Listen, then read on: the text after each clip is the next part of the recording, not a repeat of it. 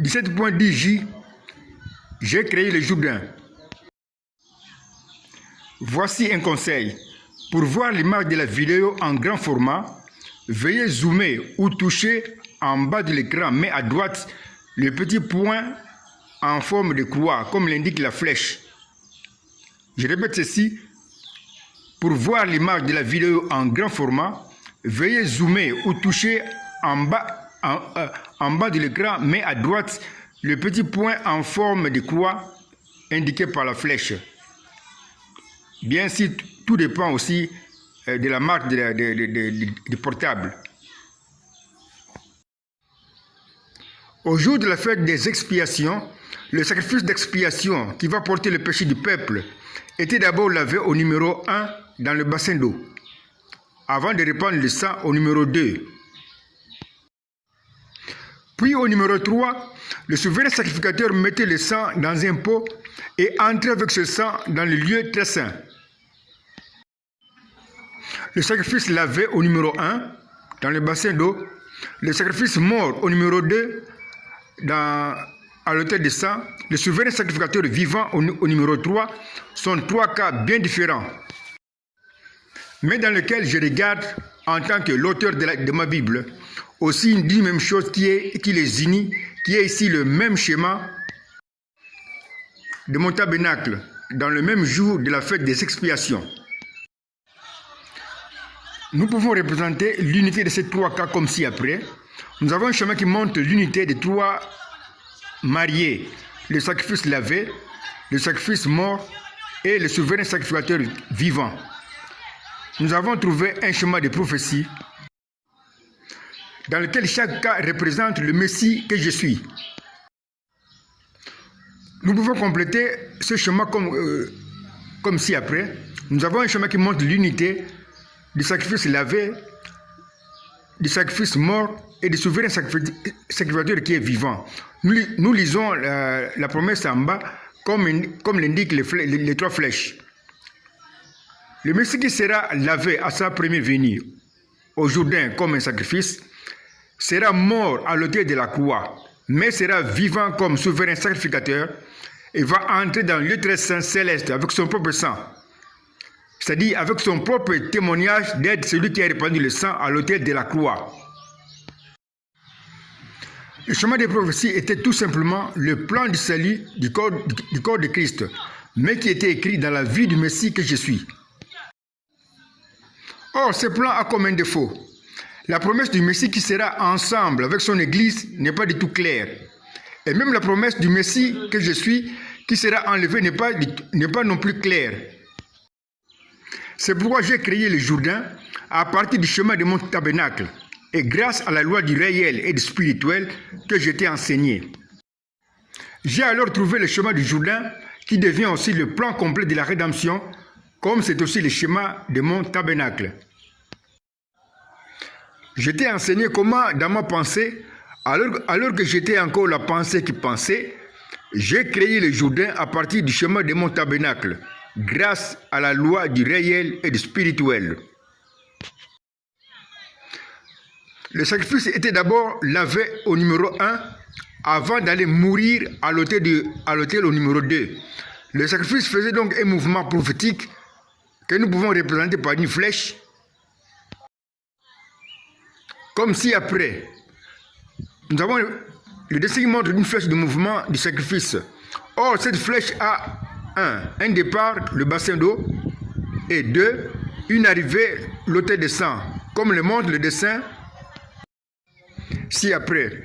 Nous avons un schéma qui montre le bassin d'eau qui est uni par la même flèche de mouvement à l'autel. Ce beau dessin montre que la même flèche est devenue un signe de liaison, où le passé est signe de l'unité qui unit spirituellement le bassin et l'autel. Comme le montre le dessin suivant, nous avons un dessin qui montre l'unité du bassin d'eau et aussi de l'autel, par la même flèche que nous avons mise ici entre parenthèses. Nous avons trouvé un schéma d'un mariage spirituel dans lequel nous pouvons appliquer ou utiliser la loi du réel et du spirituel. Voici ce qui dit la loi du réel et du spirituel. Quand deux personnages comme le bassin et l'autel sont mariés, ce qui arrive à l'un réellement arrive aussi à l'autre, mais spirituellement.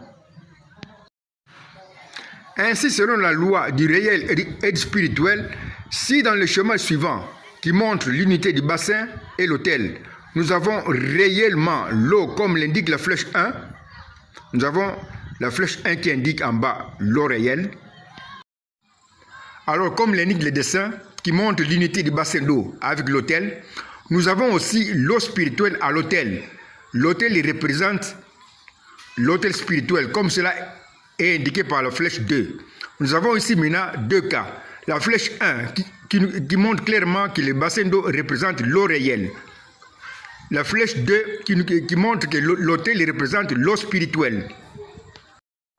Le schéma nous montre clairement que le bassin d'eau représente l'eau réelle.